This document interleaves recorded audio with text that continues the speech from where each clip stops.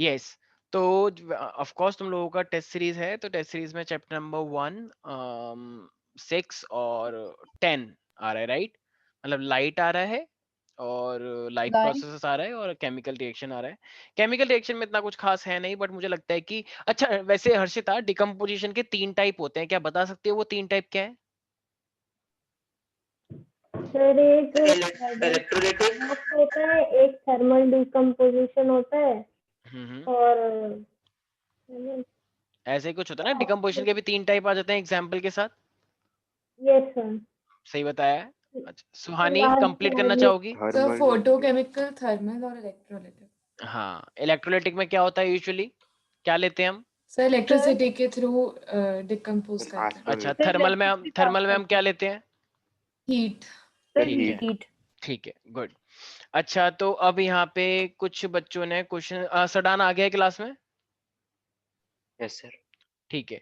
तो सडान ने क्वेश्चन पूछा है कि सर, ये अलग अलग टाइप की, देखो भाई, आयरन जो होता है ना, आयरन वाटर के साथ रिएक्ट करता है, और वो अलग अलग टाइप का क्या बनाता है, अलग अलग टाइप का कंपाउंड बनाता है। तो ना ये रिएक्शंस हैं, और ये तुम डी ब्लॉक के अंदर पढ़ोगे भी। तो अलग अलग टाइप के कंपाउंड तुम्हारे पास बनते हैं, जैसे आयरन ऑक्साइड ही बनता है, लेकिन उनकी ऑक्सीडेशन स्टेट अलग होती है। देखो, आयरन जो है ना, ये एक डी ब्लॉक एलिमेंट है। डी ब्लॉक एलिमेंट का मतलब होता है कि जिनके पास डी, अभी तुमने, मैंने ऐसा कुछ फिनोमेना तुम्हें पढ़ाया है फाउंडेशन में, एसपीडीएफ? मैंने तुम्हें नहीं एसपीडीएफ सर, पढ़ा है? पर हमें स्कूल में कराया है। No sir. ओह अच्छा, वो हमसे मिस हो गया क्या? ओके ओके, कोई बात नहीं, हम करवाएंगे ये। तो डी ब्लॉक एलिमेंट जो होते हैं ना, उनके पास एक यूनिक एबिलिटी होती है कि they have, like they contain, या दे possess वेरियस ऑक्सीडेशन स्टेट्स। तो ऑक्सीडेशन स्टेट का मतलब क्या है कि वो कितने लोगों के साथ भी कंबाइन कर सकता है। मान लो मेरे पास बहुत सारे 5 इलेक्ट्रॉन है, तो मैं चाहूँ तो 2 दे सकता हूँ, मैं चाहूँ तो 3 दे सकता हूँ, मैं चाहूँ तो 4 दे सकता हूँ, मैं चाहूँ तो 5 दे सकता हूँ। इसे बोलते हैं वेरिएबल ऑक्सीडेशन स्टेट, मतलब मैं चाहूं तो कितने भी इलेक्ट्रॉन तुमको दे सकता हूं। ठीक है, इसी को ऑक्सीडेशन स्टेट बोला जाता है। तो अब यही आयरन है, और देखो इसकी ना ट्रिक होती है याद करने की। अगर मान लो मैंने बोला है Fe+H2O, ठीक है, एक ही आयरन है और एक ही H2 है, तो तुम इसे क्या बनाओगे, तो तुम इसे बनाओगे, वही आयरन ऑक्साइड बनाओगे, FeO। देखो यहाँ पर भी 1 है, यहाँ पर भी 1 है, तो ये भी 1 1 बनता है। तो ये भी 1 FeO बनता है, और ये भी 1 H2 गैस निकल के आती है। ठीक है, तो ये तो सबको पता ही रहेगा, इसमें तो कोई दिक्कत ही नहीं है, 1 1।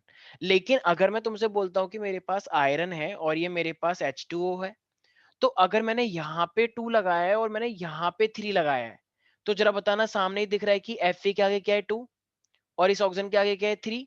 तो ऑफ कोर्स अब जो बनेगा ना, वो मेरे पास क्या बनेगा फिर, Fe2O3। और बताओ, इस H2 के आगे क्या लगा हुआ है, ये 3 लगा हुआ है ना, तो इतने ही मेरे पास 3H2 निकल जाता है।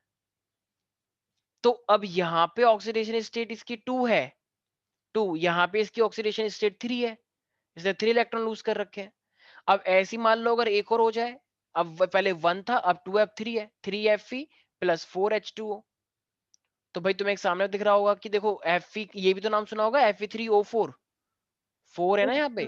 तो Fe3O4, और यहाँ पे आगे क्या है, 4, तो यहाँ पे 4H2 निकलता है, 4H2 गैस।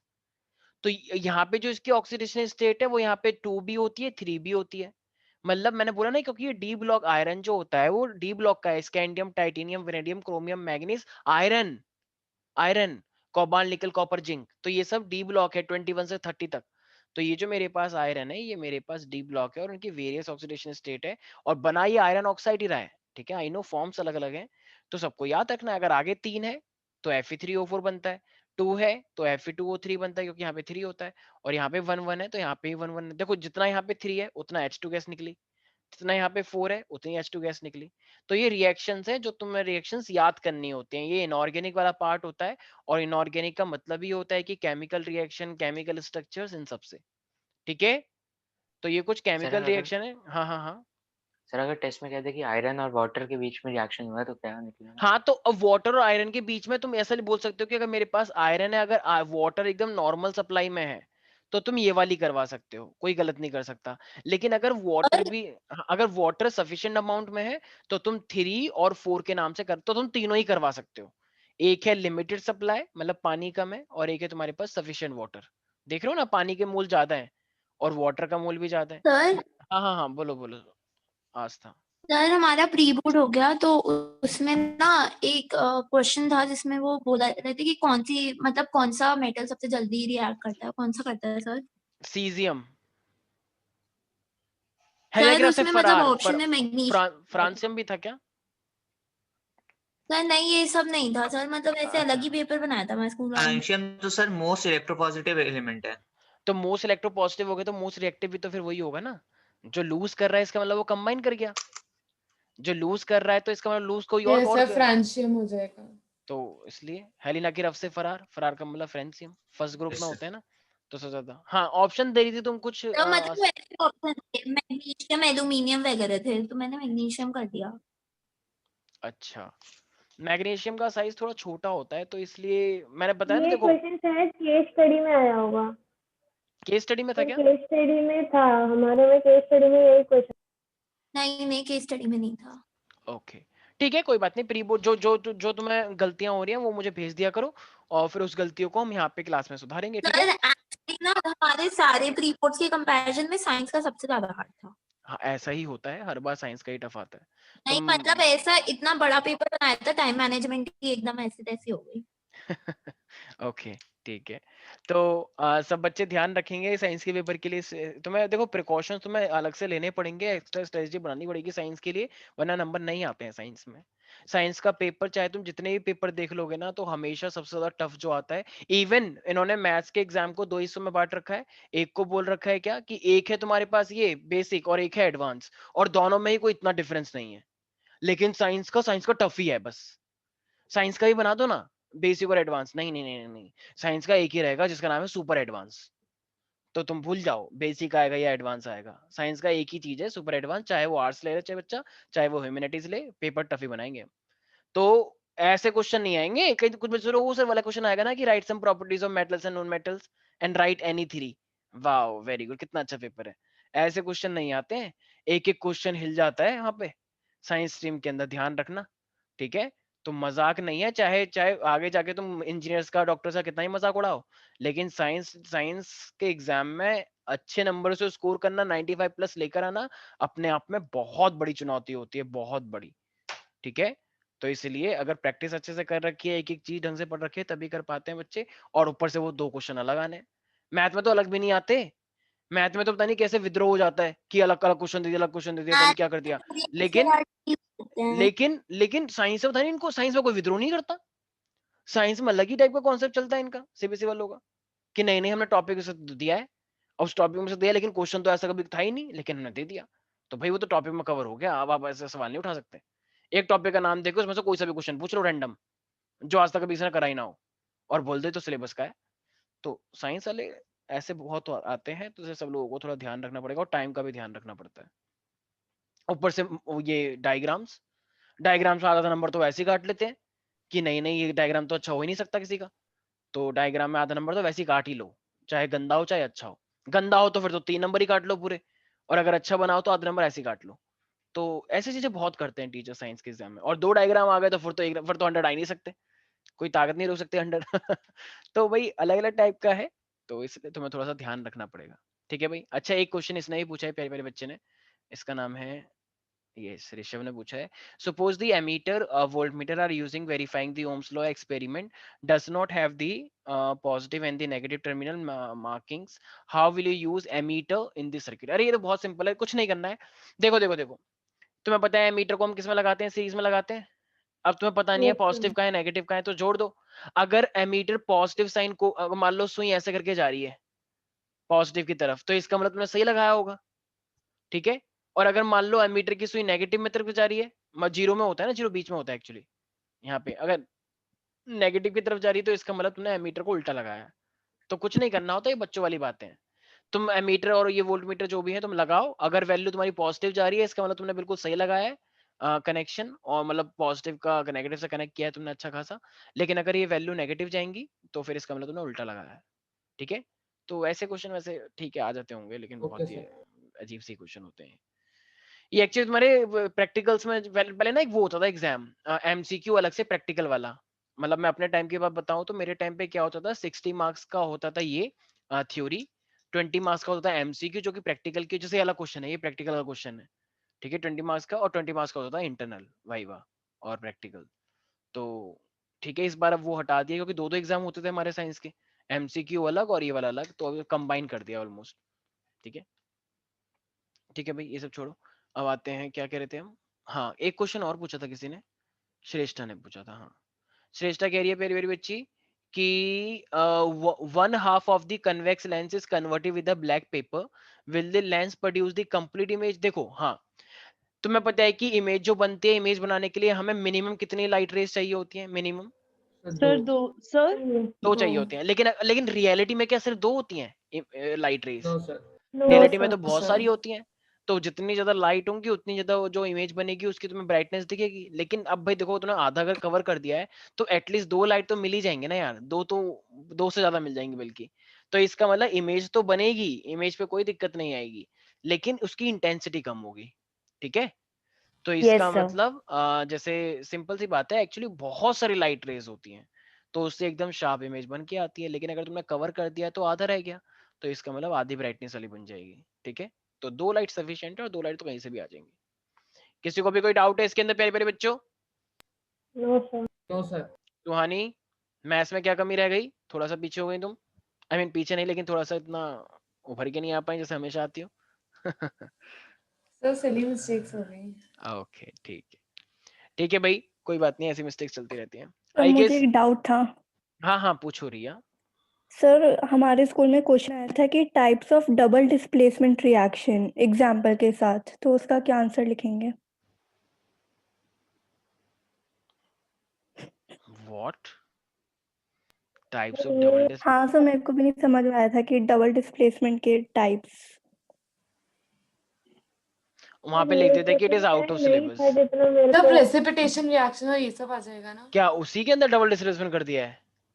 ऐसा तो कुछ नहीं है। हाँ ठीक है, प्रेसिपिटेट जो बनता है वो मोस्टली डबल डिस्प्लेसमेंट रिएक्शन होती है, लेकिन तो सर वो लेकिन वो टाइप थोड़ी हुआ। टाइप थोड़ी हो, वो तो चलो ठीक है कि हाँ वो हो जाता है ऐसा। अगर भाई कहीं पे प्रेसिपिटेट बनना है तो प्रेसिपिटेट वाली डबल डिस्प्लेसमेंट रिएक्शन है, तो वो टाइप थोड़ी हुआ। ऐसा थोड़ी होता है, ये कोई रूल थोड़ी है कि जब भी प्रेसिपिटेट बनेगा तो वो हमेशा ही डबल डिस्प्लेसमेंट हो गया, ऐसा तो रूल कहीं है ही नहीं। ऐसी बहुत सारी रिएक्शन है जो डबल डिस्प्लेसमेंट नहीं है, मान लो वो सिंगल डिस्प्लेसमेंट है, नॉर्मल डिस्प्लेसमेंट है। ये मैम से पूछना कि मैडम कहाँ से पढ़ के आई हो, एक बार बता दो, हम भी पढ़ लेंगे वहां से।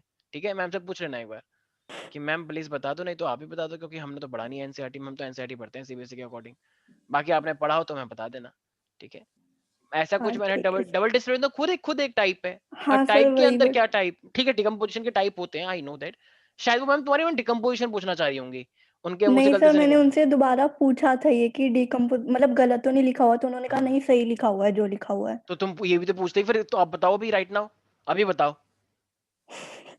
तुमने नहीं पूछा? लो सर टेस्ट बताओ। चल रहा था ना, तो फिर वो अच्छा टेस्ट चल रहा तो बाद में पूछते कि मैम रुक जाओ, अभी अभी यहीं पे ही रहना, टेस्ट खत्म होते सबसे पहले आपको कॉल करूंगी। ठीक है, तो कॉल करना चाहिए था उसको कि बताओ। प्रैक्टिकल से कम थोड़ी चाहिए।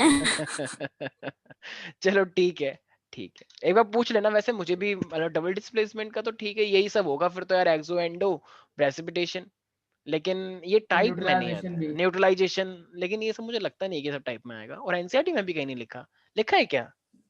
मैंने तो नहीं देखा यार। नहीं है। नहीं सर नहीं है ऐसे डबल डिस्प्लेसमेंट में थोड़ी सर, अलग, वो तो हमें अलग से ही लिखा हुआ है, ऐसे डबल एग्जाम्पल भी याद डिस्प्लेसमेंट हो थोड़ी। गया। हाँ ऐसा थोड़ी, और मान लो ऐसा बोर्ड में आ गया फिर तो लोग बावले हो जाएंगे बच्चे, कहेंगे हाँ हम तो बर्बाद हो गए, हमने पूरा चैप्टर पढ़ा, पता उसमें से अलग क्वेश्चन आ गया जो हमें पढ़ा ही नहीं था। ठीक है चलो, हम कोशिश करेंगे फाइंड आउट करने की टाइप्स ऑफ, लेकिन मैंने तो पढ़ा नहीं है यार, इतना टाइम हो गया मुझे पढ़ाते पढ़ाते। ठीक है, बताओ, मेरे बाल सफेद हो गए, लेकिन कोई बात नहीं, चलो। अरे ऐसे हट के क्वेश्चन भी आ जाते हैं Repeat कर कुछ। लो, यार समझ आ जाएंगे। जाते हैं, हाँ ठीक है, वेरी गुड। सर प्रैक्टिकल में फुल मिल जाता है सबको? हाँ मिल ऐसा आता है जाता कि है। तुम्हारी NCERT लड़ाई से तो आता नहीं, है। एक सेकंड तुम्हारी लड़ाई तो नहीं हो रखी सर और मैम से? नहीं सर। ठीक है, जिनके किससे? टीचर से रिलेशन अच्छे हैं, रिलेशन मतलब जिनके थोड़ा वैसा अच्छा है, मतलब बातचीत अच्छी होती है। कुछ लोग टीचर की चापलूसी करते हैं तो उनको भी बहुत अच्छे नंबर मिलते हैं, तो ये सही टाइम है मैंने ये चापलूसी अच्छा करने का। 3 साल घर में बैठे बैठे अटेंड किए, स्कूल में होता तो नहीं मुझे प्रैक्टिकल में अच्छा, नंबर। हाँ ये है, प्रैक्टिकल के मार्क्स सबको अच्छे मिलते हैं, लेकिन जो बच्चे बदतमीजी करते हैं, टीचर से बहस करते हैं, अच्छा मैं तो नहीं कर लो, क्या कर लोगी, ओ मैं ट्रस्टी है मेरे पापा यहाँ पे, ठीक है हाँ हाँ पता है हमें, जो ऐसे बिहेव करते हैं ना, उनके मैडम बता देंगे अच्छे से। फिर मैम एकदम पूरा खुंदस निकालते हैं एकदम, कुछ कुछ लोगों को तो 25 दे देती है।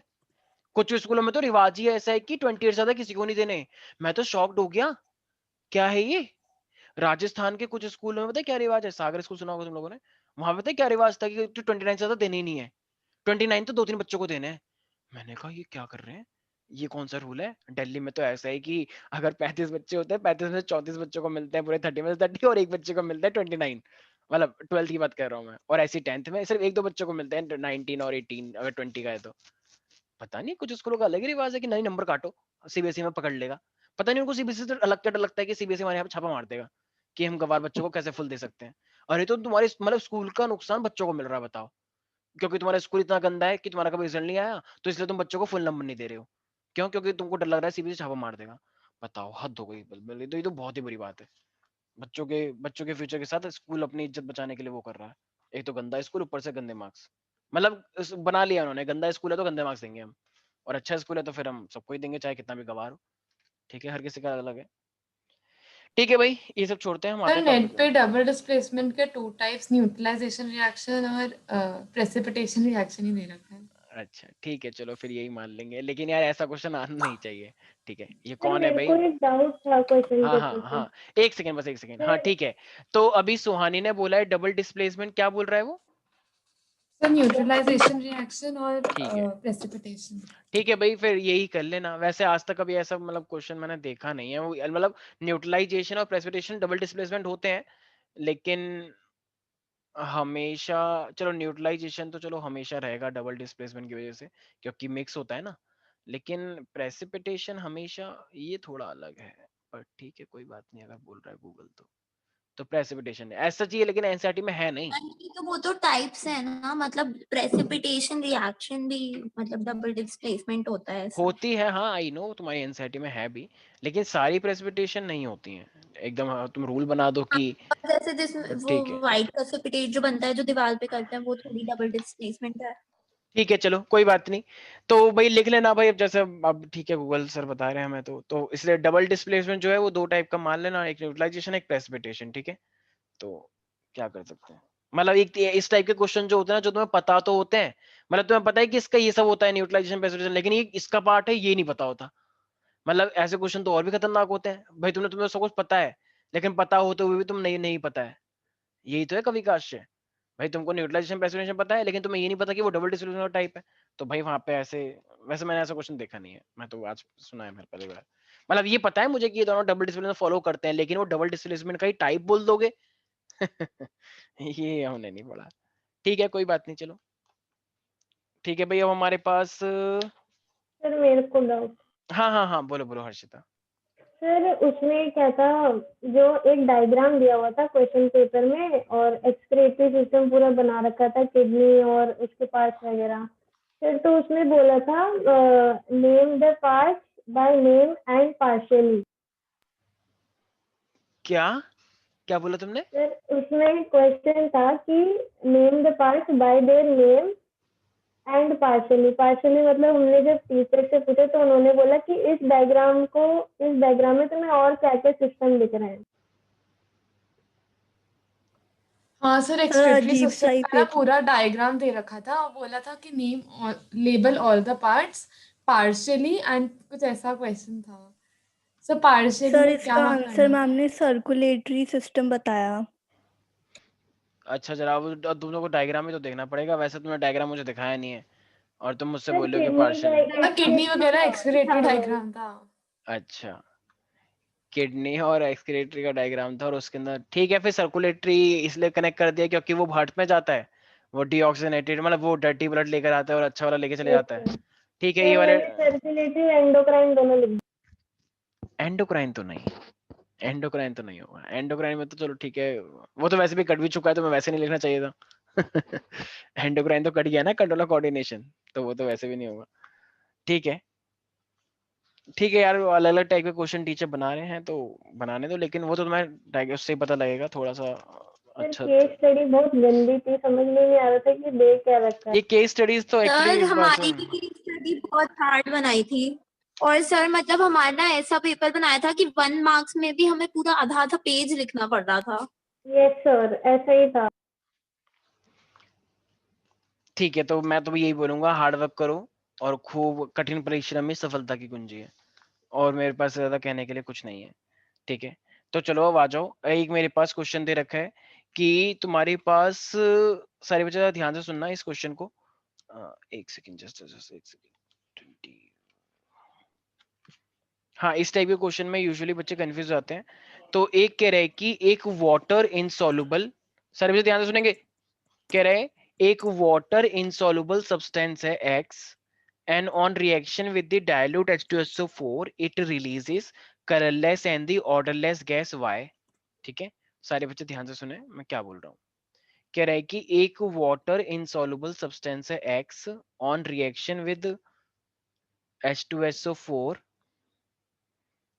it released a odorless and colorless gas Y accompanied by the brisk effervescence। brisk effervescence में कौन सी गैस निकलती है? CO2।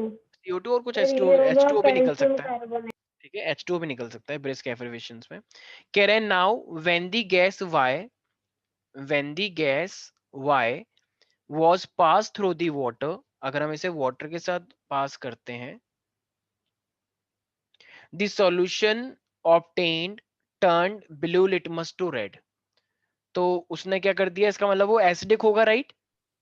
क्योंकि अगर उसने अगर ब्लू को रेड में कन्वर्ट कर दिया है तो पक्की बात है वो कुछ एसिडिक रहा होगा। On bubbling the gas Y through the lime water, जब हमने ये लाइम वाटर में डाला तो इट इनिशियली बिकम्स मिल्की, तो वो मिल्की बन गया। ऐसे क्वेश्चन बेटा हालत खराब कर देते हैं। एंड द मिल्कीनेस डिसअपियर्ड, पहले तो मिल्की बनाया और मिल्कीनेस डिसअपियर्ड हो गया when the Y is passed in excess, और जब हम इस Y को एक्सेस में लेंगे तो ये मिल्कीनेस, ऐसा कुछ क्वेश्चन आया था, याद आ रहा है? वैसे तो ये एसिड एंड बेसिस का हो गया ज्यादा मुझे लग रहा है। Identify the substances X and Y and right the chemical equations for that. तो क्या लगता है सडान, ये क्या रहा होगा? सर मैं बताऊं? ब्रिस्क एफर्वेशंस का मतलब तुम लोगों को पता ही है, CO2 और H2O होता है। तो CO2 और H2O, तो ये मैंने क्या बताया था, जब भी कोई भी मेटल कार्बोनेट और एसिड रिएक्ट करता है, राइट, है ना, H2SO4 है ना, ये एसिड है। तो ये यहाँ कैल्शियम कार्बोनेट होगा। हाँ, तो ये मेटल कार्बोनेट या मेटल बाइकार्बोनेट हो सकता है। तो इसका मतलब क्या चांसेस लग रहे हैं? और ये calcium acidic carbonate. Calcium carbonate होगा। अच्छा, वाटर सॉल्युबल है, वाटर इनसॉल्युबल? इनसॉल्युबल है ना, इनसॉल्युबल वाटर। एक second.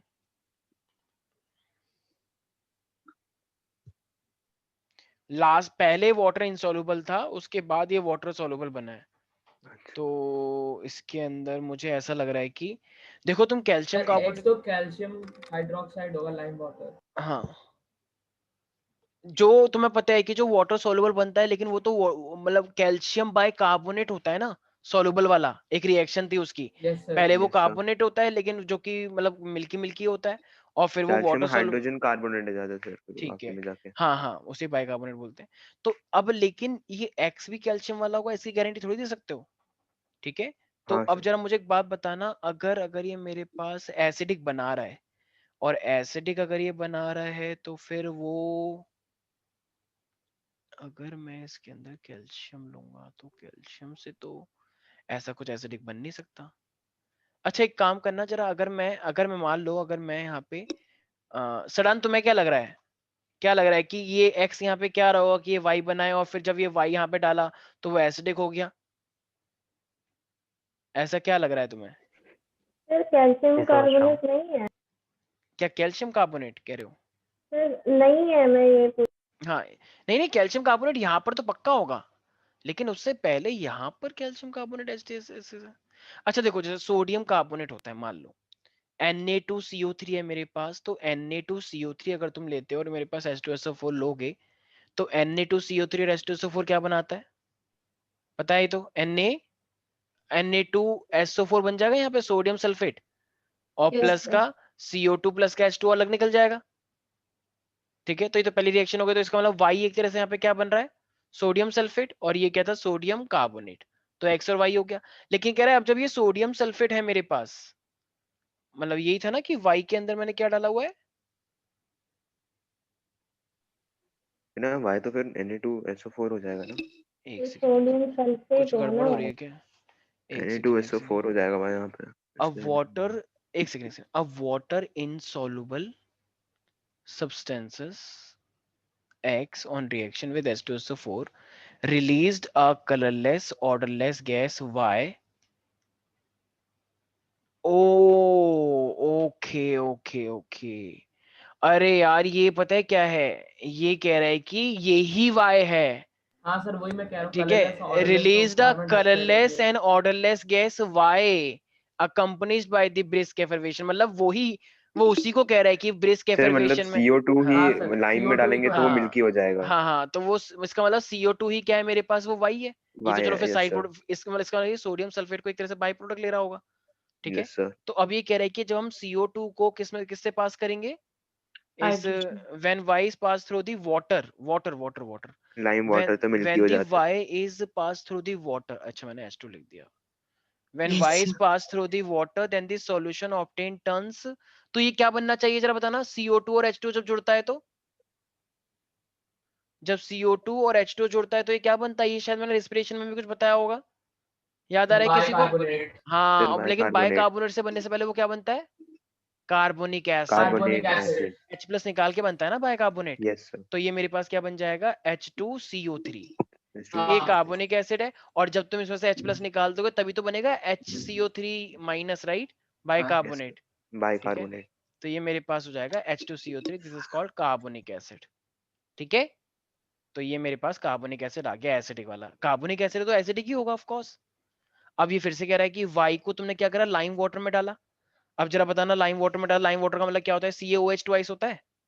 Yes, yes sir. Sir. तो Yes, अगर sir. तुम इस Yes, sir. YCO2 को अगर तुम लाइम वाटर के अंदर डालोगे, मतलब CaOH ट्वाइस के अंदर, तो ये क्या बनाता है फिर, मिल्की। और ये मिल्की क्या होता है, कैल्शियम कार्बोनेट तो कैल्शियम होता है, कार्बोनेट और प्लस यस साथ में सर, H2 निकल जाता है। H2, अब कह रहे हैं कि फिर हमने क्या करा, हम जब एक्सिस में डालते रहे उसे, तो एक्सिस में अगर डालते कैल्शियम रहोगे तो हाइड्रोजन कार्बोनेट हो जाए। तो ये कैल्शियम कैल्शियम कार्बोनेट बाइकार्बोनेट। के अंदर अगर तुम ये एक्सिस में डालते रहे CO2 और H2 तो है ही है ये रहा, तो ये क्या बन जाएगा मेरे पास, CO2 को डाल के रखो, ठीक है, तो CO2 डालते रहे हम, तो और बाइकार्बोनेट। तो ये मेरे पास बन जाता है कैल्शियम बाइकार्बोनेट, ठीक है भाई। याद रहेगा इस टाइप के क्वेश्चंस, ऐसे क्वेश्चन Yes, ध्यान sir. रखना 5 नंबर के आते हैं, और ऐसे क्वेश्चंस डुबा देते हैं बुरी तरीके से, क्योंकि आता है तो आता है और नहीं आता है तो नहीं आता है भाई। तो इस टाइप के क्वेश्चंस तुम लोगों को थोड़ा ध्यान से सुनने हैं, सर ठीक हमारा है। एक्स फिर क्या हुआ था? फिर एक्स सर हमारा हो ये गया था ये explain सोडियम करते हैं। कार्बोनेट, ठीक ओके है, सर। सोडियम कार्बोनेट हो गया।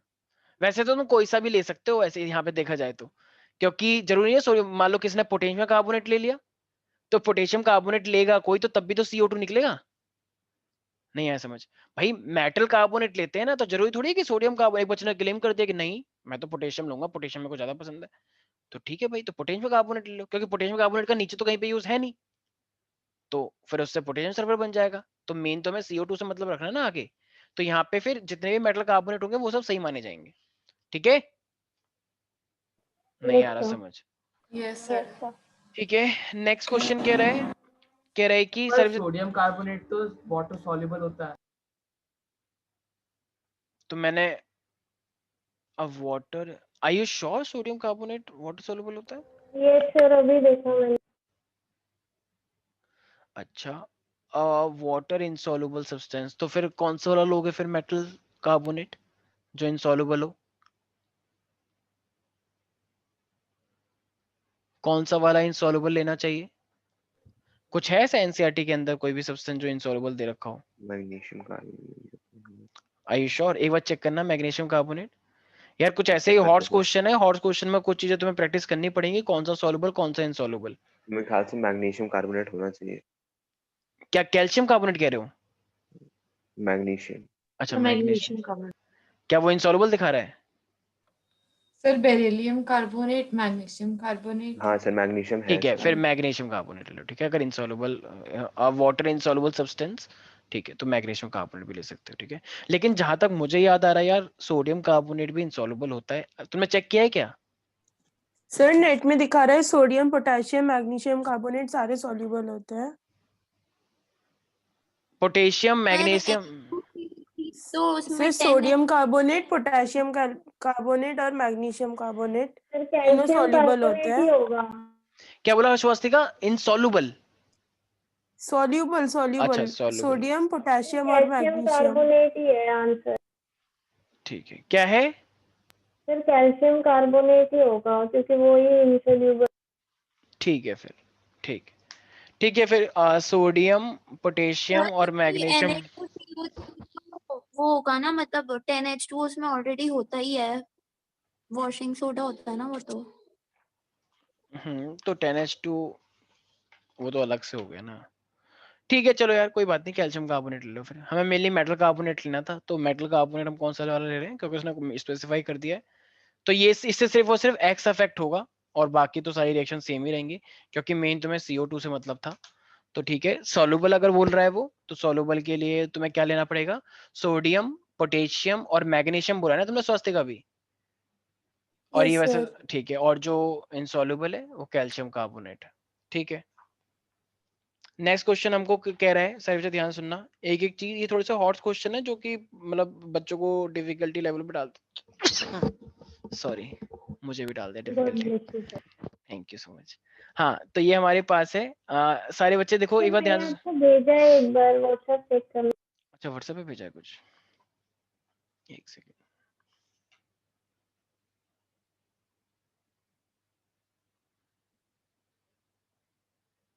Water insoluble substance X is calcium carbonate, ठीक है।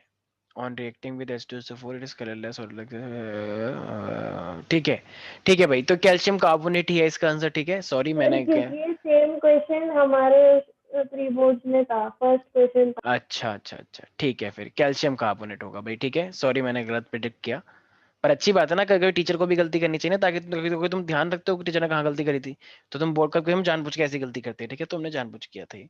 ठीक है, तो ये हमारे पास कैल्शियम कार्बोनेट। ठीक है, तो सब बच्चे जोर से बोलेंगे कहाँ पे गलती करी हमने? कैल्शियम कार्बोनेट में। और वो गलती क्या थी? जानबूझ के की गई थी, ताकि हम जानबूझ के इसको माहौल बनाए, ताकि तुम्हें याद रहे हमेशा हमेशा के लिए। गलतियां याद रहती ना, अगर मैं इसे नॉर्मली ले जाता तो फिर तो नॉर्मल की तरह हो जाता है। तो इसलिए हमने जानबूझ को हाईलाइट करने के लिए, जैसे मोदी जी करते हैं, हाईलाइट करने के लिए कुछ ना कुछ कर दो।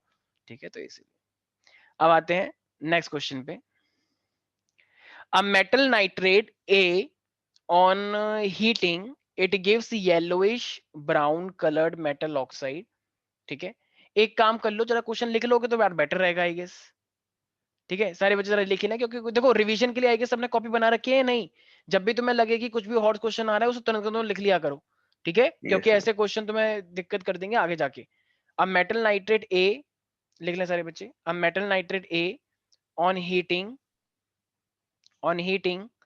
gives yellowish brown colored metal। तो प्रेसिपिटेट देता है येलो कलर का। हाँ हाँ, अभी तो ऐसा सर एक सेकंड मैम, अभी प्रेसिडेंट ने बोला नहीं है, बस स्टेटमेंट लिखो। अभी प्रेसिडेंट हो सकता है लेकिन उसने कुछ मेंशन नहीं किया है, बाकी बताऊंगा अभी मैं। अब metal nitrate A on heating gives yellowish brown colored metal oxide, yellowish brown colored metal oxide along with the along with the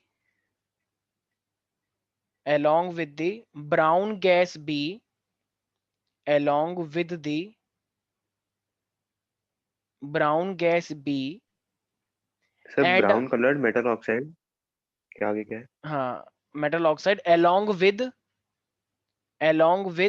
brown gas B, along with brown gas B and a colorless gas C, and a colorless gas C। ठीक है, full stop. aqueous solution of A, aqueous solution of A on reaction with aqueous solution of A on reaction with potassium iodide, aqueous solution of A on reaction with potassium iodide forms a yellow PPT, forms a yellow PPT of compound D, of compound D, potassium iodide के बाद aqueous solution of A on reaction with potassium iodide forms a yellow PPT of compound D। Of compound D. अब इसमें बोल रहा है कि आपको सब कुछ बताएं, लेकिन लास्ट में एक चीज बोली है कि metal present in a used as a alloy in soldering purposes. तो तुमको ये सब कुछ पहचानना है, और उसने खुद ही बोल दिया है कि ये जो ए वाला है ना, ये एक एलॉय है और ये सोल्डरिंग पर्पसेस के लिए यूज होता है प्यारे प्यारे बच्चों।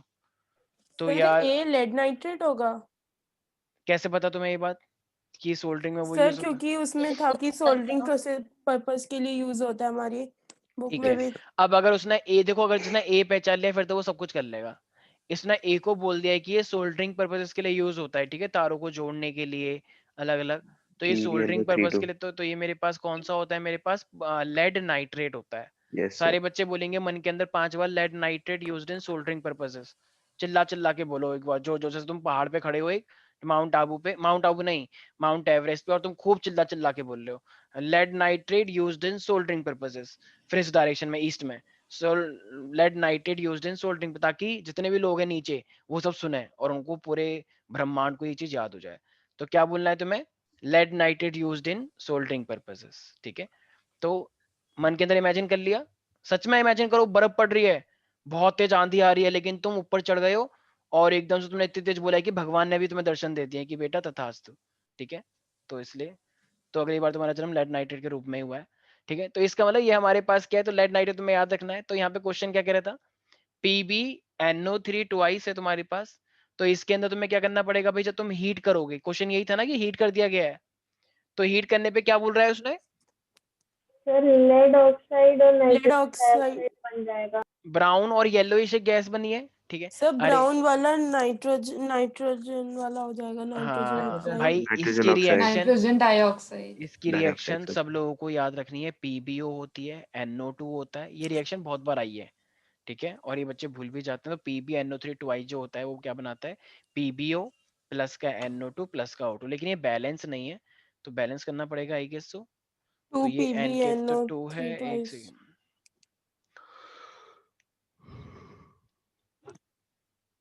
एक सेकेंड, अगर यहाँ पे कुछ बैलेंस तो हो नहीं पा रहा, 4 5 है यहाँ पे 6 है, तो यहाँ पे एक सेकेंड देखो, यहाँ पे बैलेंस करने के लिए यहाँ पे 2 लगेगा।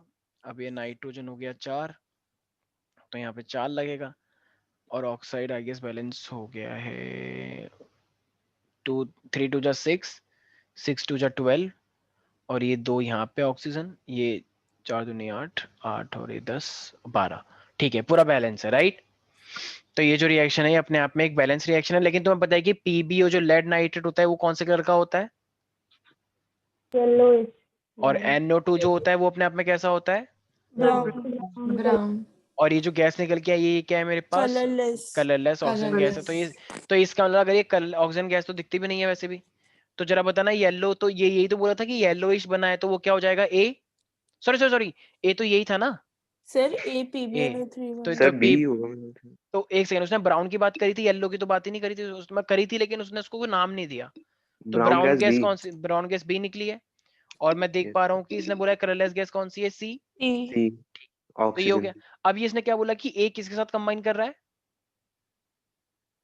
Potassium potassium iodide. तो जब पोटेशियम आयोडाइड लोगे तो पोटेशियम आयोडाइड क्या होता है, Ki होता है, लेड आयोडाइड बनेगा। तो ये लेड क्या बन आयोडाइड जाएगा, बन अभी बन जाएगा। जाएगा। हाँ तो ये लेड भी, आयोडाइड। तो ये डबल डिस्प्लेसमेंट हो गई, टाइप्स जो तुम बोला था सुहानी के टर्म्स में, प्रेसिपिटेशन। ठीक है। तो PbI2 प्लस का 2KNO3, ठीक है। तो सर ये मेरे आपने पास क्या हो जाएगा, पोटेशियम आयोडाइड बोला था ना? हम्म, ठीक है sir. Oh sorry potassium iodide chloride नहीं, है। नहीं lead iodide, lead iodide. Pb है ना लेड, पोटेशियम बोल दिया मैंने, लेड आयोडाइड, ठीक है। पोटेशियम तो K होता है ना, Ki, यस वो सर। थोड़ी लेना है, यस तो लेड आयोडाइड की बात चल रही है, ठीक है। तो लेड आयोडाइड, मेरी उम्र भी तो हो रही है यार, थोड़ा ध्यान रखिएगा, ठीक है। तो ये येलो PPT है, ठीक है, उल्टी सीधी बातें निकल जाती है, तो माफ करना, मैं उधर निकल जाता हूँ, ठीक है। और ये मेरे पास क्या था, ये है मेरे पास पोटेशियम नाइट्रेट, ठीक है।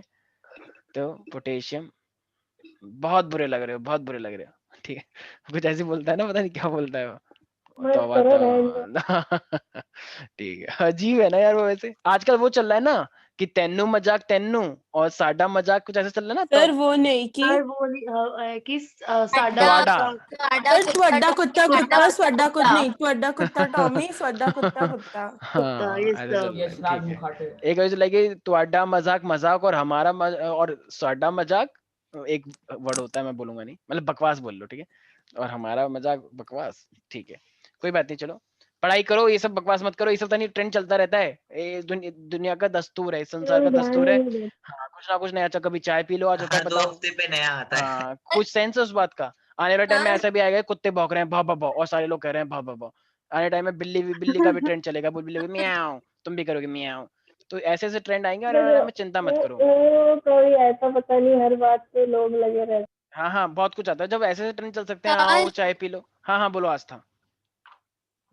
सर एकदम साइंस में कॉन्फिडेंस जा रहा है सर, ऐसे मतलब आप कह रहे हो वो तो एकदम जाएगा ही, ऑफ कोर्स, एनसीईआरटी से हट के आ वो तो जाएगा ही, वो तो ऑब्वियसली है। बहुत सारे इतने कॉन्फिडेंस, हमारे इतने टॉपर बच्चे हैं, उन तक के 95 ही आए, वो तो इतनी मुश्किल से। तो भाई वो तो होना ही है, I am really sorry for that, लेकिन हार्ड वर्क करो, कठिन परिश्रम ही सफलता की कुंजी है, ठीक है। तो कठिन परिश्रम करो, दिन रात अपने आप को तड़पाओ, और सुबह सुबह 4 बजे उठ के खूब तैयारी करो, तब तो जाके नंबर मतलब आए। क्वेश्चन कहाँ कहाँ से आ सकते हैं, आप एक बार ऐसा वो फिक्स नहीं है ना, बता दो मतलब। आई नो, मैं बिल्कुल बता था, लेकिन ऐसा कोई फिक्स है ही नहीं ना मैम। साइंस है ना, साइंस का कोई वो नहीं है, कोई बाउंड्री नहीं है, क्योंकि 11 12th की मैं तुम्हें पढ़ा दूंगा, लेकिन उसके बाद भी उन्होंने कुछ ऐसा पूछ लिया, तो ऐसा है एक्चुअली, साइंस में ट्रेंड है। हम जानते हैं कि तुम लोग 100 लाना चाहते हो, लेकिन 100 तुम मैथ्स में ला सकते हो, लेकिन साइंस में 100 लाना, मैं डिमोटिवेट नहीं कर रहा हूँ। पेपर अगर बहुत ईजी आ गया, तो ऐसा भी हो सकता है कि सबके ही 100 आ जाए। सब कुछ सेटर के ऊपर है, हर बार कुछ ना कुछ तिकड़मबाजी करते हैं, लेकिन ऐसा नहीं है हर बार ही करते हैं। जैसे मैं आज से 2 साल पहले का पेपर की बात करूं, तो उन्होंने 3 सेट बनाए थे, 2 सेट एकदम एकदम एकदम ऐसे पेपर थे, एकदम बच्चे, उसमें कुछ कोई भी क्वेश्चन टफ नहीं आया था। लेकिन हमारी किस्मत देखो, जो टफ वाला आया था वही हमारे टॉपरों के पास आ गया, नहीं तो हमारे साइंस में 100 आता हाईएस्ट।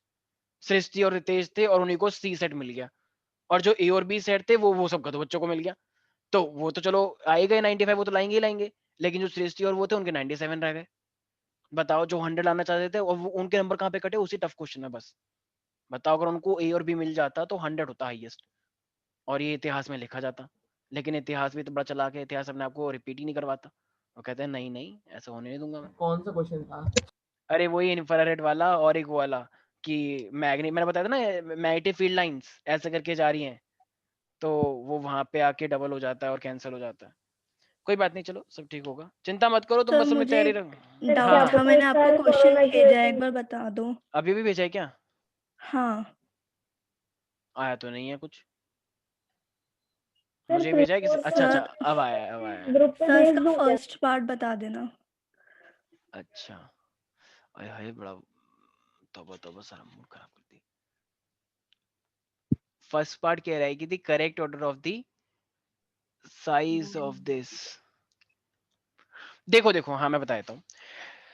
एक चीज का ध्यान रखना, जितना ज्यादा नेगेटिव चार्ज होता है, जितना अनायन का साइज जो होता है ना वो बड़ा होता है, कटायन का साइज जो होता है वो छोटा होता है, और नॉर्मल वाला नॉर्मल रहता है। तो इसका जो ट्रेंड हो जाएगा ना, वो ट्रेंड हो जाएगा मेरे पास ये, एक तो धुंधली पिक सी आ रही है, सी लग रहा है मुझे, सी, सी है ना, सी होगा इसका आंसर। देखो, अब एक चीज सारी ध्यान रखना, हमारे पास ना क्या होता है, जैसे इसमें बोल रखा है कि एक आपके पास है आयोडीन, एक आपके पास है आयोडीन प्लस, और एक है आपके पास आयोडीन माइनस, ठीक है। ये है, कह रहा है कि इनके एटॉमिक साइज का ट्रेंड बताओ। तो यार जरा खुद सोचना, एक आयोडीन है तुम्हारे पास, ठीक है, आयोडीन है, तो मेरे पास जरा बताना लास्ट में कितने इलेक्ट्रॉन होंगे सबके। अरे बोलो भाई, 7 ना, हेलोजन है ना ये, फ्लोरीन क्लोरीन ब्रोमीन आयोडीन, हाँ ठीक है। तो अब ये मेरे पास फ्लोरीन क्लोरीन ब्रोमीन आयोडीन है, तो होता क्या है हमारे पास, इस आयोडीन ने जो न्यूक्लियस है अंदर का, उसने सब बाहर के इलेक्ट्रॉन्स को पकड़ रखा है, ऑल्दो इतना टाइटली नहीं पकड़ रखा है। तो होता क्या है कि हमारे पास जब एक इलेक्ट्रॉन और आता है, तो एक इलेक्ट्रॉन के और आने से हमारे पास क्या लगता है, इनके अंदर रिपल्शन लगता है।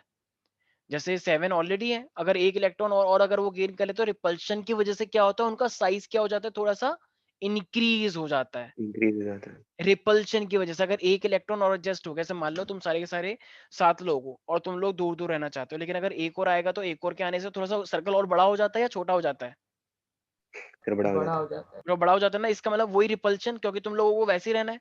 ऐसा थोड़ी कि नहीं नहीं भाई कोई बात नहीं, हम दोनों एक ही पोजीशन पे खड़े हो जाते हैं, तो मेरे पैर के ऊपर चढ़ जा, भाई ज्यादा रोमांटिक नहीं होना है ना। तो इसलिए हमारे पास क्या हो जाता है ये, तो फाइनली अलग अलग होंगे, तो सर्कल क्या हो जाएगा ये मेरे पास, ऐसे बड़ा हो जाएगा, सिंपल सा है। तो रिपल्शन की वजह से ये वाला साइज बड़ा, यहाँ से तो इलेक्ट्रॉन ही निकल गया, इलेक्ट्रॉन निकल गया तो न्यूक्लियस और को और पता लगेगा, तो न्यूक्लियस बाहर के इलेक्ट्रॉन्स को और होल्ड करके रखेगा, तो ये पॉजिटिव वाला साइज है, पॉजिटिव वाला छोटा होता है। और ये आयोडीन तो नॉर्मल है ही, तो इसका ये हो जाना चाहिए आई प्लस, फिर मेरे पास नॉर्मल, और फिर मेरे पास आई माइनस। ठीक है, ठीक है। क्या नाम है प्यारी प्यारी बच्ची? Yes sir. ठीक। एक ना कुछ इसके अंदर और भी फैक्टर्स वैसे आते हैं, जैसे मैं तुम्हें दिखा देता हूँ कि एक ना, मेरे को ये समझ नहीं आया था, पर तब भी यही ऑप्शन मैंने चूज किया। अच्छा ठीक है, गुड। हाँ, एक चीज और, सब लोग इस चीज का भी ध्यान रखेंगे, कभी कभी ना हमारे पास एक ऐसा फिनोमेना भी आता है जिसको हम बोलते हैं पुअर स्क्रीनिंग इफेक्ट। अब ये पुअर स्क्रीनिंग इफेक्ट का मतलब क्या, देखो तुम लोगों को पता है नीचे आने से साइज बढ़ता है, लेकिन कभी कभी ऐसा देखा जाता है कि नीचे आने पे साइज ज्यादा भी इंक्रीज नहीं होता है, तो उसका रीजन तुम क्या बोलोगे? Because of the poor screening effect. अब ये पुअर स्क्रीनिंग इफेक्ट का मतलब क्या है? जैसे मुझे एक बात बताओ, जैसे मान लो क्लास चली है, आईएलसी नया बना है, वहां पे बड़े बड़े हॉल है, ठीक है, with this strength of 75 students, तो वहां पे जो बड़े बड़े हॉल है, तो जरा मुझे एक बात बताओ, अब मान लो पीछे वाले बच्चे हैं और मैं यहाँ पे पढ़ा रहा हूँ, मान लो, ठीक है, अब जब मैं यहाँ पे पढ़ा रहा हूँ तो पीछे वाले बच्चे कुछ बकवास कर रहे हैं, कुछ कुछ बातें कर रहे हैं मेरे बारे में, ठीक है, मैं स्मार्ट हूँ इसलिए, तो अब ये कुछ बातें कर रहे थे, लेकिन इन्होंने क्या हुआ, अब मेरी नजर बचा नहीं रही है, क्योंकि मैं तो सिर्फ आगे के वाले बच्चों को देख रहा हूँ, तो पीछे वाले बच्चे बदतमीजी कर रहे हैं कुछ। तो अब जरा मुझे एक बात बताओ, लेकिन ये जो बीच वाले बच्चे हैं, इन बीच वाले बच्चों ने उनकी बातें सुन के मुझे बता दी, तो बताओ उनकी जितनी भी एक्टिविटी है वो मुझे पता लगती रहेगी नहीं लगती रहेगी? Yes sir. Second last bench ने सेकंड लास्ट बेंच ने थर्ड लास्ट वाले को बता दिया, थर्ड लास्ट वाले ने फोर्थ लास्ट वाले को बता दिया, और ऐसे करते करते बात मेरे तक आ गई, तो बताओ उनकी सारी एक्टिविटी की नजर मेरे पे है एक तरह से, और वो क्यों है? क्योंकि बीच वाले बच्चों का समर्थन है मुझे, ठीक है, तो इसलिए लास्ट वाले बच्चों की सारी एक्टिविटी मुझे पता है। तो एक तरह से देखा जाए तो ये बीच वाले बच्चे लास्ट वाले बैच को लास्ट वाले बच्चों को बचाने की कोशिश कर रहे हैं या उनको बर्बाद करने की कोशिश कर रहे हैं? सर बर्बाद। बर्बाद करने की कोशिश कर रहे हैं, पहले बोल बर्बाद खुद ही है, वो पीछे बैठे हुए हैं, ठीक है, और बीच वाले बच्चे और बर्बाद कर रहे हैं, तो डबल बर्बाद हो गए। तो जरा बताना, तो स्क्रीनिंग का इफेक्ट अच्छा हुआ या बहुत बुरा हुआ? स्क्रीनिंग मतलब प्रोटेक्शन बुरा। सर बुरा बुरा हुआ। हुआ। बुरा हुआ, तो इसका मतलब वो पीछे वाले बच्चे भी मेरे कंट्रोल में रहेंगे या नहीं रहेंगे? सर कंट्रोल में रहेंगे। रहेंगे ना, क्योंकि मैं उनकी बात सारी बातों को मुझे पता है, तो मैं उस अकॉर्डिंग एक्शन भी लेता रहूंगा। ऐसा थोड़ी कि मुझे पता ही नहीं उनका क्या चल रहा है, वो अलग ही दुनिया में से आए हैं, एलियन है, वो टेढ़े मेढ़े चलते हैं, ऐसा नहीं है। तो इसका मतलब because of the poor screening effect मैं उन बच्चों पे नजर रखूंगा। तो इसी तरीके से बीच वाले इलेक्ट्रॉन जो है ना, वो स्क्रीन नहीं कर पाते लास्ट वाले इलेक्ट्रॉन्स को, तो न्यूक्लियस उनको भी अच्छे से पकड़ के रखता है, ठीक है। तो इसीलिए कभी कभी अगर मान लो मैं बोलूं कि down the group size is not increasing, तो तुम क्या बोलोगे? Because of the poor screening effect, क्योंकि बीच वाले इलेक्ट्रॉन बचा नहीं पा रहे लास्ट वाले इलेक्ट्रॉन्स को। नहीं आया समझ? आ गया सर। ठीक आ है, गया। तो पुअर स्क्रीनिंग इफेक्ट की वजह से साइज बढ़ेगा या कम हो जाएगा? Size कम होगा। बढ़ेगा। लो, सर हो गई बात। सर कम होगा। कम होगा सर, बोल कम रहा हूँ होगा कम। ना? कम होगा, कम हाँ, होगा। बीच वालों ने बचाया नहीं। देखो जब जब बीच वाले बचा लेंगे, मान लो मेरा मेरा सारा ध्यान बीच वाले बच्चों पे आ गया, तो क्या फिर पीछे वाले बच्चों पे जा पाएगा? No sir. तो बीच वाले बच्चे खूब एंजॉय कर रहे हैं, मोमोज खा रहे हैं, पीछे पार्टी हो रही है, पीछे बातें कर रहे हैं कि पता है जो क्या हुआ था, फिर वहां पे ना मेरी फ्रेंड आई थी और फिर हम वहां पे पता है वहां पे गए थे, हमने बहुत कीकली खेला, ऐसी सी बातें हो रही है। मैं यहाँ पे टॉपिक पढ़ा रहा हूँ, यहाँ पे टॉपिक चल रहा है कार्बोनेट्स कंपाउंड, उनको मतलब ही नहीं टॉपिक कौन सा चल रहा है, वो कह रहे हैं हाँ सर लाइव प्रोसेस में किडनी होती है, वो अलग से वहां से कोने से बोल रहा है। तो इसका मतलब मुझे पता है, मेरे को मेरी भी गलती है और उनकी भी गलती है, बीच वाले बच्चों ने प्रोटेक्ट कर रखा है बीच बच्चों को। लेकिन अगर बीच वाले बच्चे एकदम शांत हैं और सारी बातें वो कह रहे हैं चुप हो जा बदतमीज पढ़ने दे हमें, वो भी कह रही वो बातें मत कर, बातें करनी तो बाहर चले जा, तो बच्चे बड़े अच्छे हैं हमारे, पीछे वाले बच्चों का भूत बना रखा है बिल्कुल एकदम। तो बैक बेंचर्स होकर भी वो बैक बेंचर्स नहीं रह पाए, तो इसका मतलब हमारे कंट्रोल में है फिर, ठीक है। तो इसका मतलब because of the poor shielding effect, और पुअर शील्डिंग इफेक्ट होना अच्छी बात है बुरी बात है? क्लास में देखा जाए तो अच्छी बात है, सब पढ़ेंगे ना, सबका साथ सबका विकास, ठीक है, ठीक है भाई। तो आई होप इसमें सर किसी को मेरे को दिक्कत एक नहीं। डाउट था। हाँ हाँ बिल्कुल बिल्कुल, आप बोलिए, सब बच्चे बोलेंगे, आज तो सब बच्चे डाउट में सर रहेंगे। assertion था कि the amount of gaseous pollutants omitted in fertilizers factories can be reduced by catalytic converter in chimney. ओ, क्या कैटालिटिक कन्वर्टर आ गया तुम्हारे पेपर में? हाँ यस सर। सर। अरे वाह क्या बात है। और सर फिर हाँ, रीजन दे रखा एक है सेकंड कि एक सेकंड एक सेकंड एक सेकंड, effluents मैंने सुना नहीं कैटालिटिक कन्वर्टर के नाम से मैं एक्साइटेड हो गया, क्या बोलना फिर से line? the amount of gaseous pollutants omitted in fertilizers factories can be reduced by the catalytic converter in chimneys. ये तो गलत ही है, एजर्शन गलत है ये तो पूरा। कैटालिटिक कैटालिटिक कन्वर्टर कन्वर्टर तो तो ऑटोमोबाइल्स में लगाया जाता है। और सर वो Yes, कार्बन sir. मोनोऑक्साइड को कार्बन हाँ, डाइऑक्साइड बनाएगा। अनबर्न्ड हाइड्रोकार्बन को पूरा तरीके से बंद करते हैं। ये Yes, तो sir. Yes, sir. एजर्शन ही गलत हो गया। ठीक है, रीजन बताना एक बार। सर रीजन दे रखा है effluents and harmful gases are main waste which is produced in the environment by the fertiliser factory. Both are false. Reason की लाइन तो अच्छा, लेकिन इफ्लुएंट सिर्फ फर्टिलाइजर फैक्ट्री से क्यों बन रहा है? इफ्लुएंट तो किसी भी इंडस्ट्री से बन सकता है, फर्टिलाइजर सर की पर उसमें इंडस्ट्री से बोल रखा है कि फर्टिलाइजर इंडस्ट्री से ये दो टाइप के मतलब एफ्लुएंस निकलते हैं। दोनों ही गलत है, दोनों ही गलत लग रहे हैं मुझे तो, मैंने भी यही दोनों डाल गलत है। लिखा। कैटालिटिक कन्वर्टर स्पेसिफिकली ऑटोमोबाइल्स के लिए होता है, जो कि अनबर्न्ड Yes, sir. हाइड्रोकार्बन को कंप्लीटली बर्न करने में हेल्प करता है। ठीक है, और जहां तक बात रही है हार्मफुल गैसेस की, तो उसके लिए तो हम स्क्रबर यूज करते हैं, बताया था वो लाइम वाटर और सिंपल वाटर स्प्रे। ठीक है, और Yes, अगर sir. तुम्हें वो एग्जॉस्ट जो खतरनाक डस्ट वाला वो है, ठीक है, तो उसके लिए हम क्या यूज करते हैं, याद आ रहा है किसी को? Electrostatic precipitator. Electrostatic precipitator. ठीक है, तो इसीलिए दोनों ही गलत है सुहानी मेरे अकॉर्डिंग तो। ठीक है, तो क्योंकि फर्टिलाइजर इंडस्ट्री को स्पेशली क्यों मेंशन कर रहे हैं अलग से? ठीक है, क्योंकि इंडस्ट्री बहुत सारी होती है सिर्फ और धुआं बहुत सारी इंडस्ट्री से निकलता है, और कैटालिटिक कन्वर्टर हम इसके लिए यूज नहीं करते। कैटालिटिक कन्वर्टर हम बेसिकली यूज करते हैं ऑटोमोबाइल्स के लिए। अच्छा ठीक है, मेरे पास कुछ क्वेश्चन सर पेपर लेकिन है। ऐसा ऑप्शन नहीं था ना कि दोनों ही फॉल्स हो। तो एक सेकंड, तो डी वाला ऑप्शन क्या होता है? सर बी ए एक मुझे फॉल्स बट ए वाला फॉल्स है, लेकिन बी वाला ऑलमोस्ट मुझे सही लग रहा है, बी वाला।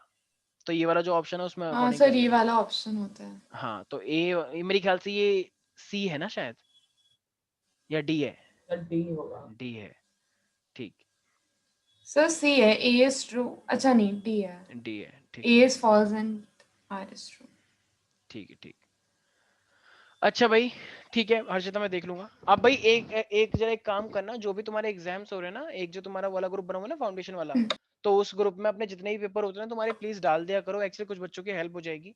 ठीक है, किसी पेरेंट्स का मेरे पास कॉल मैंने आया था। आपको डाल दिया था। ठीक है, तो एक बार ना वो फाउंडेशन पे डाल दिया करो, एक दूसरे की हेल्प करो, फाउंडेशन में मिलकर एक पूरा फाउंडेशन है सर आपस में। कोऑर्डिनेटिंग वाला। हाँ, कोऑर्डिनेटिंग वाला, उसमें डाल दिया करो। ठीक है, तो उसमें ओके। सबकी हेल्प हो जाएगी। ठीक है भाई, तो जो भी एग्जाम है इंग्लिश का छोड़ के, इंग्लिश की जरूरत नहीं है, एसएसटी का भी डाल दिया करो बस। ठीक है, एसएसटी भी इंपॉर्टेंट है, एसएसटी हो गया, इंग्लिश ये मैथ्स हो गया, और साइंस हो गया। ठीक है, ये तीन तो डाल ही दिया करो, बाकी तो चलो बस ऐसे ही। ठीक है भाई, तो अब एक सेकंड। हाँ भाई, मैं कुछ क्वेश्चंस और पूछ रहा था, मेरे को एक बात बताना है यहाँ पे। अगर मैं यहाँ पे क्वेश्चन पूछता हूँ, what do you mean by the, हाँ सडान, जरा एक बात बताना, प्लाज्मा के अंदर कौन कौन सी चीजें होती हैं? प्लाज्मा के अंदर component of the plasma. Sir plasma के अंदर आयन्स होते हैं, हम्म सर फाइब्रिनोजन, ग्लोबुलिन और सर एल्ब्यूमिन, हम्म और सर वाटर होता है। ठीक है, प्रोटीन के नाम याद है कुछ तुम्हें? सर फाइब्रिनोजन और सर ये बता दो। अच्छा, फिब्रिनोजन और सर फाइब्रिनोजन, ग्लोबुलिन और सर एल्ब्यूमिन। ठीक है, ठीक है भाई, तो ये तो चलो हमारे पास हो गया। अच्छा जरा मुझे एक बात बताओ, ये what is the main function of the septum Rishabh? It separates oxygenated blood and deoxygenated अच्छा, blood. अगर सेपरेट नहीं होगा तो उससे फिर क्या दिक्कत आ जाएगी? अगर ऑक्सीजन सेपरेट लेवल नहीं हो, डिक्रीज हो जाएगा। क्या डिक्रीज हो जाएगा? ऑक्सीजन का लेवल हीमोग्लोबिन में। सर ऑक्सीजन का सप्लाई कम हो जाएगा। अच्छा ठीक है, क्या हम ऐसे नहीं बोल सकते कि बॉडी को ज्यादा हार्ड वर्क करना पड़ेगा ऑक्सीजन की रिक्वायरमेंट को मीट करने के लिए? Yes sir. ठीक है, और एनर्जी बहुत कम मिलेगी, क्योंकि ऑक्सीजन कम हो जाएगा तो एनर्जी भी तो कम मिलती है ना, पता होगा ना, ग्लूकोज बनता है, ग्लूकोज के बाद ऑक्सीडेशन होता है रेस्पिरेशन में, और एनर्जी निकल के आती है। ठीक है, अच्छा ठीक है, अब मेरे पास जैसे मान लो कहीं भी चोट लगी, तो चोट लगने के बाद प्लेटलेट सबसे पहले एक्टिव होती हैं, तो ये प्लेटलेट सबसे ज्यादा कौन सी चीज को निकालती हैं, क्या निकालती हैं प्लेटलेट? थ्रोम्बोप्लास्टिन। थ्रोम्बोकाइनेज था ना आई गेस, नहीं सर रिलीज। प्लास्टिन था। अच्छा, थर्मोप्लास्टिन जो प्लास्टिन निकालते हैं, फिर वो थर्मोकाइनेज निकालते हैं, राइट? सर काइनेज तो था ही नहीं। काइनेज था ही नहीं? नहीं सर। नहीं सर। अच्छा ठीक है, फिर मेरे ख्याल से प्रोथ्रोम्बिन था, प्रोथ्रोम्बिन से थ्रोम्बिन निकलता है यस सर। लास्ट में, और फिर वो sir. थ्रोम्बिन फिब्रिनोजन से फिब्रिन निकालता है, और फिर वो फिब्रिन यहाँ पे आके हाँ क्लॉट सर बनाता है। कैल्शियम आयंस की प्रेजेंस में। ठीक है, ठीक है। कुछ एक्चुअली हमारे पास कुछ कंटेंट अगर देखते हैं तो उसमें थ्रोम्बोकाइनेस का भी यूज कर रखा है थ्रोम्बोप्लास्टिन की जगह पे। ठीक है, वो एक ही बात है, सर तुम मैंने यूज कर आपको सकते एक इमेज भेजी है हो। अच्छा ठीक व्हाट्सएप है, पे। एक सेकेंड एक सेकेंड।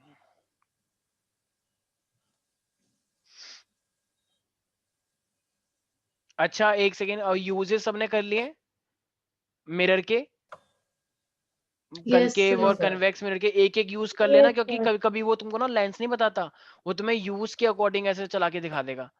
तो अच्छा ये वाली पिक है, अच्छा यही कह रहे हो, किडनी वाली कह सर रहे हो? इसमें 29th क्वेश्चन का बी पार्ट जो है, सो उसमें उसका भी एक सेकंड क्वेश्चन है ना, what percentage of plants in the F2, सो उसका क्या होगा? व्हाट इज एक second, what is the contribution of the mental in the genetics, ठीक है, और list the two difference in the tabular form between the,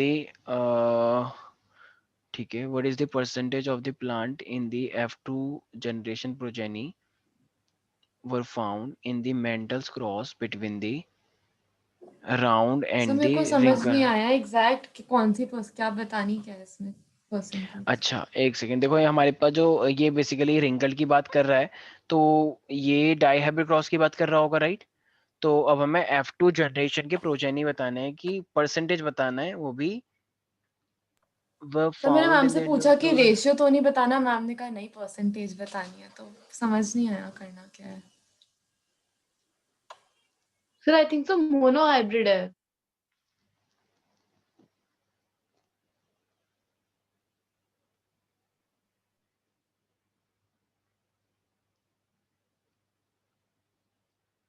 तुम ये कह रही हो कि मोनो हाइब्रिड का ईसी का करवा दिया है कृतिका? सर लेकिन सिर्फ एक ही ट्रेट है ना, रिंकल्ड और राउंड, तो फिर मोनो हाइब्रिड है। क्या बताइए वाली मैम, तुमको वैसे तो बताना चाहिए था कि ये डाई हाइब्रिड है या मोनो हाइब्रिड है, मैम की गलती है, उन्होंने बताया नहीं है। उनको बताना चाहिए था कि ये मोनो हाइब्रिड कंडक्ट करवाया या डाई हाइब्रिड क्रॉस कंडक्ट करवाया, क्योंकि सर राउंड एंड साइंस की रिंग। टीचर तो आए ही नहीं डाउट्स क्लियर करने। अच्छा यस सर। चलो सर कोई बट बात अगर नहीं। एक ठीक ट्रेट है है तो मोनो ठीक हाइब्रिड है, है। देखो अब हमारे पास जैसे कि तुम जैसे अगर मोनो हाइब्रिड की हम बात करते हैं, इन्होंने बताया नहीं है ना, तो जैसे एक टॉल होता है तुम्हारे पास, एक ड्वार्फ होता है, राइट? तो जरा बताना लास्ट में हमारे पास क्या रेशो निकला था सबसे लास्ट में? 3 मेरे पास सर कितने आए थे? टॉल, और एक मेरे पास क्या आया था? डॉल डॉर्फ आया था, राइट? तो अब अगर ये हमसे परसेंटेज ही पूछ रहा है, तो अब अगर मान लो 75-25। बिल्कुल, अगर हम टॉल की जगह पे क्या ले लेंगे, टॉल की जगह पे अगर मैं ले लूं यही वाला राउंड, और ये हो जाएगा मेरे पास रिंकल्ड, राइट? यस ये हो जाएगा कैपिटल आर, और ये हो जाएगा मेरे पास स्मॉल आर, मतलब सेम डिट्टो वैसे ही कैपिटल टी की तरह। तो ये मेरे यस पास फिर क्या बन जाएंगे, कैपिटल आर बन जाएगा एक, सर। और एक आर आएगा का कैपिटल आर 75 हो स्मॉल जाएगा। आर, हाँ कैपिटल आर स्मॉल आर, और एक आएगा मेरे पास स्मॉल आर। तो ये तीनों ही क्या होंगे? सर ये हो जाएंगे वो राउंड राउंड, और लास्ट वाला रिंकल्ड। और ये वाला हो जाएगा रिंकल्ड, ठीक है?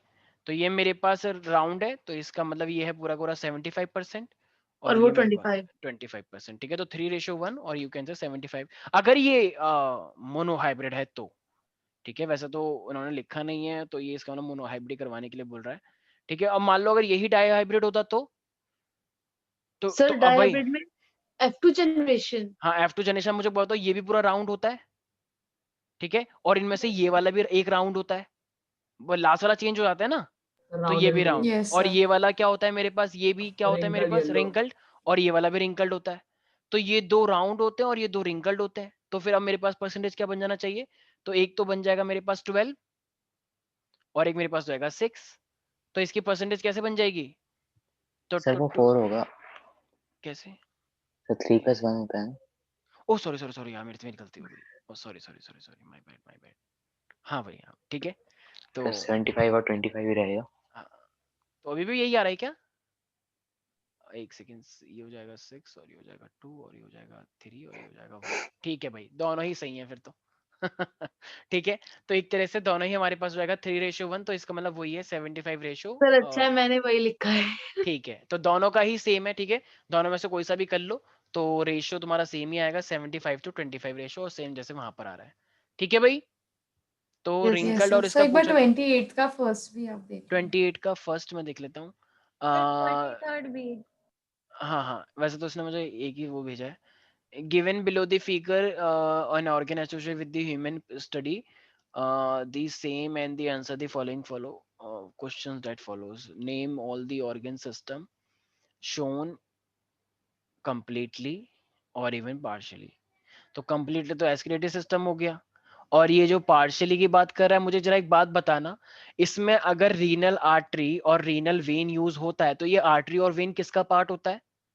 आर्टरी और वेन सर्कुलेटरी सिस्टम का होता है ना, सर्कुलेटरी। तो ये आर्टरी और when way circulatory system enter करेंगे या नहीं करेंगे?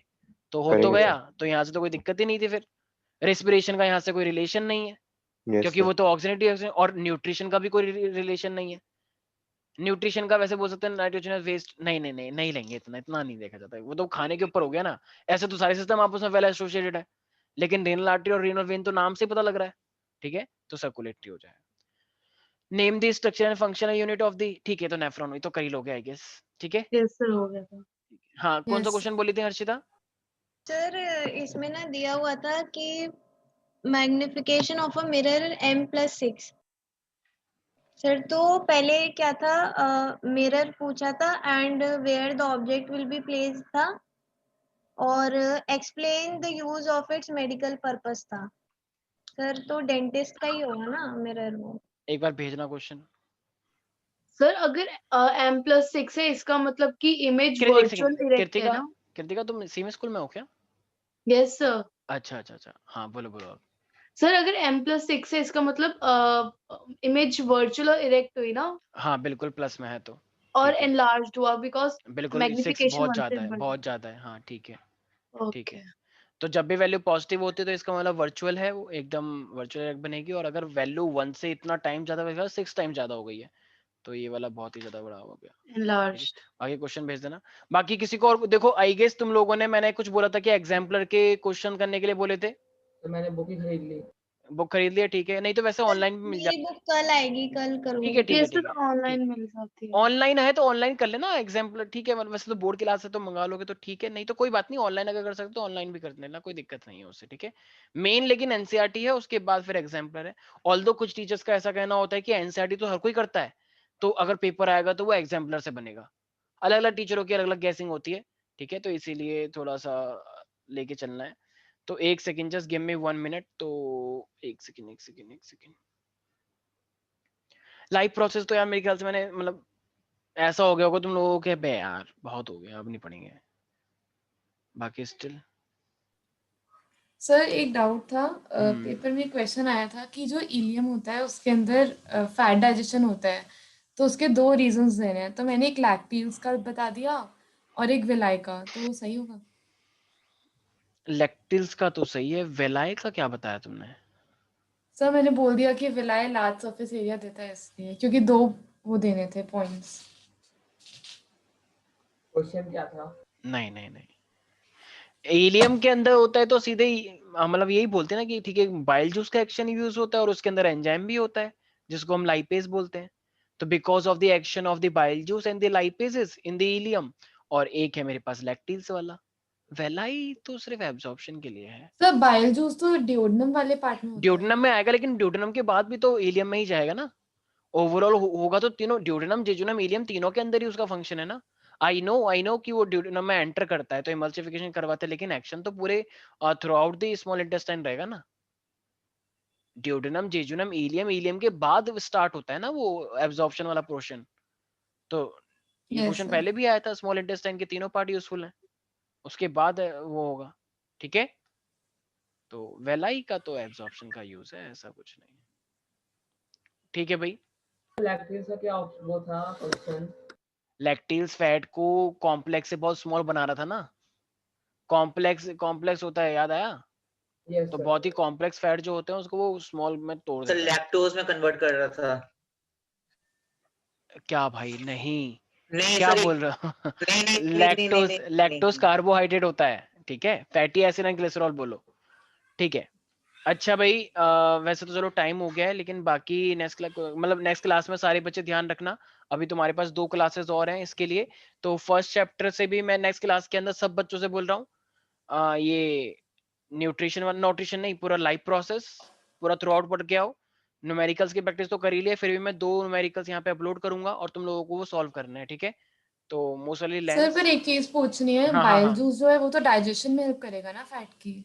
तो तुम क्वेश्चन क्या था फिर? सर 2 मिनट में ढूंढ रही हूँ, उसमें एब्जॉर्प्शन ही था। अच्छा एब्जॉर्प्शन तो फिर ठीक है, एब्जॉर्प्शन तो फिर ठीक है, फिर हाँ ठीक। सर, क्वेश्चन था mention 2 ways in which the ileum of the mammal is adapted for the absorption of digested food. तो इसमें तो सच में फिर बहुत तो विलाय गंदा आएगा। था सर क्वेश्चन। विलाय सर विलाय तो एक रीजन हो गया, तो दूसरा क्या होगा? एब्जॉर्प्शन ऑफ फूड है, फैट नहीं है ना। नहीं सर, तो मैंने फिर फैट एक विलाय वैसे दे दिया और फिर लैक्टेल्स का दे दिया। हाँ लैक्टेल्स तो सिर्फ और सिर्फ फैट के लिए है, तो वेलाई और एब्जॉर्प्शन, यार एब्जॉर्प्शन तो बहुत सारे बॉडी में उसके बहुत बाद सारे तो पार्ट फिर से सर होता है। ब्लड सांस एक सेकेंड कैपिलरीज का एक तो नहीं सेकेंड था? एक सेकेंड एक सेकेंड विलायस पे ब्लड हमारी कैपिलरीज एक होती सेकेंड है। एक सेकेंड हमारी बॉडी में, मैं पहले बता देता हूँ, हमारी बॉडी में ऐसा नहीं है कि सारा का सारा फूड एब्जॉर्प्शन सिर्फ और सिर्फ वेलाई में होता है। हमारी बॉडी के कुछ परसेंट हैं, कुछ पोर्शन, जैसे देखा जाए तो स्टमक से भी कुछ ना कुछ एब्जॉर्प्शन होती है, और कुछ एब्जॉर्प्शन तो हमारे माउथ में ही हो जाती है। जैसे तुम कोई सी भी चीज सर पर खाते हो। इलियम मेंशन कर रखा है क्वेश्चन में। अच्छा इलियम ही है, फिर ठीक हो जाएगा यार, फिर ठीक हो जाएगा। इलियम अगर स्पेसिफिकली मेंशन कर दिया है तो फिर वेलाय और माइक्रोवेलाय का यूज करके तुम और लैक्टेज भी कर सकते हो, ठीक है फिर सही होगा। ये कौन क्वेश्चन बना रहे हैं ऐसे अजीब अजीब से? ऐसे क्वेश्चन तो कोई नहीं बनाता है। सर इलियम सारे में क्वेश्चन ऐसे ही है। इलियम मेंशन कर दिया है, कहाँ से बनाया तुम्हारी मैम ने ये पेपर? ऐसा सर थोड़ी होता पता है कि नहीं। एक तो खुद इतना छोटा सा पार्ट हो गया वो इलियम, उसके अंदर भी तुम 2-3 रीजन और दे दो एब्जॉर्प्शन के। आईसीएससी का पेपर दे दिया। मैडम तुम्हारी आईसीएस, तुम्हारी वही है कि जो आईसीएससी से है? हाँ सर। वेरी गुड, शाबाश, बहुत अच्छी बात है। यस ठीक है, सर। तो मैम से कहना कि मैम प्लीज हमको भी आईसीएससी में पढ़ना है, प्लीज ट्रांसफर करवा दीजिए, ठीक है, उनसे रिक्वेस्ट कर लीजिए। सर एक भी क्वेश्चन ऐसा नहीं था कि हमें लगे कि ये तो पूरा एनसीईआरटी का है। चलो कोई बात नहीं, अच्छी बात है, वो तुम्हारी तैयारी अच्छी करवा देंगे मैम, ठीक है, अच्छी बात है ऐसे क्वेश्चन करना। ठीक है, अच्छा जरा मुझे एक बात बता दो, अब तो एक एंजाइम है जो कि गैस्ट्रिक ग्लैंड निकालता है स्टमक के अंदर, जो प्रोटीन पैक करता है, क्या नाम है उसका? Sir pepsin. एक बार क्वेश्चन रिपीट कर दो। पेप्सिन, पेप्सिन करता है, ठीक है, पेप्सिन प्रोटीन पैक करता है ना। अच्छा कह रहा है कि बताओ स्टोमेटल पोर को गार्ड सेल कैसे रेगुलेट करते हैं? तो जब गार्ड सेल के अंदर पानी भर जाएगा तो वो क्या बन जाता है? ट्रांसपिरेशन के थ्रू। नहीं, वाटर भर जब गया, गार्ड सेल स्वेल होंगे तो वाटर स्वेल हो होता जाते हैं, है। और बन जाएगा। स्वेल को क्या बोलते हैं जब गार्ड सेल स्वेल हो जाते हैं? उसका नाम है एक पर्टिकुलर, टर्जिट, भूल गए? तो बोला टर्जिट, सर। अच्छा हाँ फिर सही था, मैंने सुना था वैसे किसी के मुंह से। तो टर्जिट हो जाता है, मैंने फूल जाता है, बोला था। और टर्जिट हो जाएगा तो वो ओपन होगा या क्लोज होगा? ओपन। ओपन होता है, ठीक है। अच्छा अगर वो पानी को बाहर निकालता है तो फिर वो क्या हो जाता है? क्लोज। क्लो हाँ क्लोज होता है, लेकिन Shrink. उसको क्या बोलते हैं? श्रिंक बोलते हैं। कुछ लोग बोलते हैं कि नाम भूल गया, पता नहीं, एक बच्चे ने, ठीक है, तो उसको नाम बोलना होता है फ्लैसिड, ठीक है। तो फ्लैसिड का मतलब क्या होता है? श्रिंक हो जाना, पतला हो जाना, ठीक है। तो श्रिंक भी बोल सकते हो और फ्लैसिड भी बोल सकते हो, फ्लैसिड भी यूज करोगे तो ज्यादा अच्छा रहेगा। तो फ्लैसिड से वो क्लोज हो जाता है, राइट एवरीबॉडी? Yes sir. अच्छा एक और चीज बोल रखा है कि हाँ, ये जो क्लोरोप्लास्ट होता है इसको तुम कैसे सेपरेट करोगे? अगर तुम्हें क्लोरोप्लास्ट को निकालना है तो कैसे सेपरेट करते हैं क्लोरोप्लास्ट को? क्लोरोफिल को अगर तुम्हें Alcohol. निकाल, अल्कोहल, और भी कुछ होता है क्या? सर पहले तो उसके ऊपर बीफ लेंगे और सर उसके ऊपर हम वो चढ़ाएंगे, ब्लैक कलर का पेपर चढ़ाएंगे और ठीक है, वो तो उसको एक्टिविटी हो गई, ठीक है ठीक है। एक हाँ, ये जो एक्टिविटी अभी स्मित ने बोली है, इस एक्टिविटी को सब बच्चे पढ़ के आएंगे, ठीक है। ये जो एक्टिविटी मैंने समझा भी रखी है वैसे तो ये एक्टिविटी एग्जाम में आती है, ढंग से ध्यान रखना। Chloroplast is needed for sunlight is essential for the photo, sunlight is essential for the star synthesis, ठीक है। तो सब बच्चे ये सब करेंगे और चलो मिलते हैं नेक्स्ट क्लास के अंदर, ठीक है। सर एक अच्छे चीज से, और पूछनी थी। हाँ क्वेश्चन था कि फोटोसिंथेसिस में व्हाइट लाइट चाहिए होती है या ग्रीन लाइट, तो इसका आंसर व्हाइट लाइट होगा ना? व्हाइट लाइट के अंदर सारे कंपोनेंट होते हैं और सारी चाहिए होती हैं, यस। लेकिन और यही रीजन होगा ना कि सबसे सारे ज्यादा, कंपोनेंट्स होते हैं। हाँ सारे कंपोनेंट, लेकिन सबसे ज्यादा इंपॉर्टेंट जो होती है वो एक्सट्रीम रीजन के होते हैं। मैंने शायद बताया भी था कुछ ऐसा। मेरे पास विबग्योर होता है, तो विबग्योर का एक रेड रीजन और एक ये वाला रीजन, ये सबसे इंपॉर्टेंट होते हैं। बीच वाले Yes, रीजन sir. ऐसे ही होते हैं, मतलब थोड़े बहुत चाहिए होते हैं। जैसे मैंने एक्टिविटी देखी है, हमने क्या करा था, डिफरेंट डिफरेंट वेवलेंथ पे लाइट मारी, तो जो फोटोसिंथेसिस का जो स्पेक्ट्रम, फोटोसिंथेसिस की जो स्ट्रेंथ आई थी वो यहाँ पे मैक्सिमम आई और फिर यहाँ पे थोड़ी सी आई। तो ये वाला रीजन था विबग्योर, मतलब विबग्योर ऐसे करके रेड रीजन तक जा रहा था।